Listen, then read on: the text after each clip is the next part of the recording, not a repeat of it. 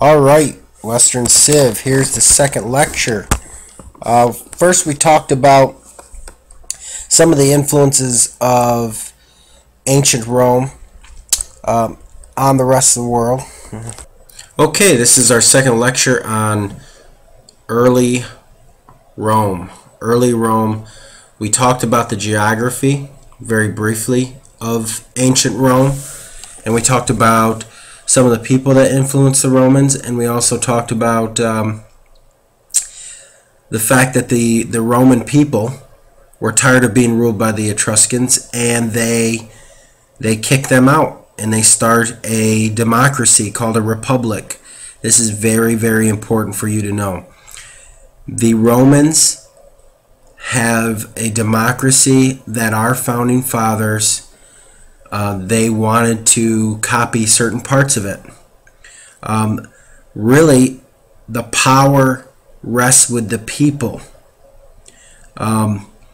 Citizenship with voting rights, though, is only granted to free-born male citizens. Remember, in the last lecture we talked about the values of the Romans, and they value men and male dominance, and women are treated as second-class citizens, and we're going to explore that a lot more in the unit of Rome, how women are treated, how slaves are treated, because they're not treated much differently.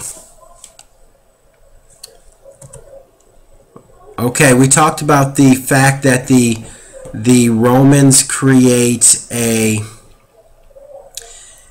democracy, and a lot of the democratic things that happen here in the Forum.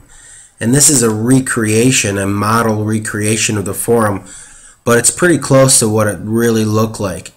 And you can see just how fancy this is. Imagine being a person in this area. You can see people down here walking around, very tiny. This is all marble. This is all marble, and this is where all the government actions are going to take place in ancient Rome. This is where the area where the emperor is going to eventually end up when they get to that point. Okay. And this is what the Forum looks like today. I've been there. It's really, really neat to walk around and see all the ruins of this great civilization. Alright, let's talk about the people of Rome. A very important part of the history of Rome that you need to understand is that they have different social classes. How society is made up in Rome is kind of special, because we don't see it in a lot of other civilizations. Patricians are wealthy landowners who held most of the power of Rome, and they hold that power through something called the Senate. They are considered descendants of the original settlers of Rome, when it was just a village of small huts. So how you become a patrician is you're born a patrician, and it's really just because of your family name. And that's really what it comes down to. You don't have to do anything. You're already wealthy. You inherit your wealth. But 95% of people are plebeians. And plebeians are common farmers, artisans, merchants, and the majority of the population.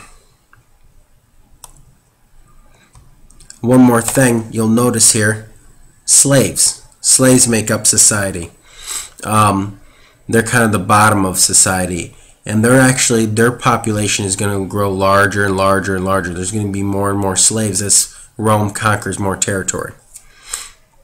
So you have those three parts of society, and you also can throw women in there because they're kind of separate from the rest of society. They're treated differently. Patricians are they control everything, and they mistreat the plebeians for a long time, The only type of government group is the Senate, and the Senate votes on laws that benefit the patricians, and the plebeians get upset about it, and they basically say, we're going to walk out, we're going to leave Rome, and you guys are on your own. Because guess what? The plebeians make up not just the common farmers, but they're also the majority of the army, and they say, we're going to just walk out, and when other civilizations invade, you guys are on your own. Remember, they're 95% of the population. So finally, the patricians, they give in. We call this revolt of plebeians the conflict of orders. It's like a strike. It's like if the teachers went on strike because they were mistreated by, the principals. That'd be kind of, just think of it that way. But one of the results of these strikes is a system of laws called the 12 Tables. Because before the 12 Tables existed, the only people that knew the laws were the patricians. So they could arrest plebeians and say, you broke the law. And if plebeians say, we don't know the law, they say, well, we do, and you broke it. You can think about how this could be to the advantage of the patricians. Okay, so we get the 12 Tables, and that's a set of written laws. And written laws are one of the key features of a civilization. You have to have written laws. Okay, so this is going to make Rome stronger. And they did this because of the conflict of orders, and they did this for the plebeians. Okay, they also, because of the conflict of orders, say, okay, we have the Senate. Well, you guys can have something called the tribune. And the tribune is elected representatives, right? Because we are a democracy and we are a republic. They are elected representatives who protect the rights of the plebeians, and they have a lot of power, almost as much power as the Senate. So now you have a group of representatives from the patrician class and a group of representatives from the plebeian class. Okay. At the top of the government are consuls, and consuls are like your chief executive. They're like the president, but there's two of them. There's two consuls. And eventually it's going to end up, because of the conflict of orders, one consul is a patrician and one is a plebeian. And that way they see themselves as equal. And they both have veto power over the other one. They have to agree.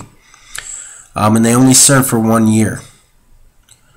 Okay, so they are like the commander-in-chief of the army, and they direct the government. They're the chief executive. They're like the president. All right, in times of crisis, let's say that the Romans are being attacked. They go from a democracy to a dictatorship. They could appoint a leader with absolute power. He's a dictator. He makes laws. He controls the army. He controls everything. There is no Senate. There is no tribune. He controls everything. But he only gets to control it for 6 months. And remind me in class to talk to you about Cincinnatus and George Washington, because there's a connection here to George Washington. The way that the Romans have so much power is because of their legions, and that's their military units. And they're made up of about 5,000 soldiers each, and they have lots of legions. So they use it. It's a very disciplined army. It's very controlled, and they're going to use their army to conquer territories. They start with the Italian Peninsula. They go from the center of the Italian Peninsula, and they grow and they start conquering the rest of the Italian Peninsula, all the other Latin-speaking people. All right, and they don't have to worry about people invading them right now because of their geography.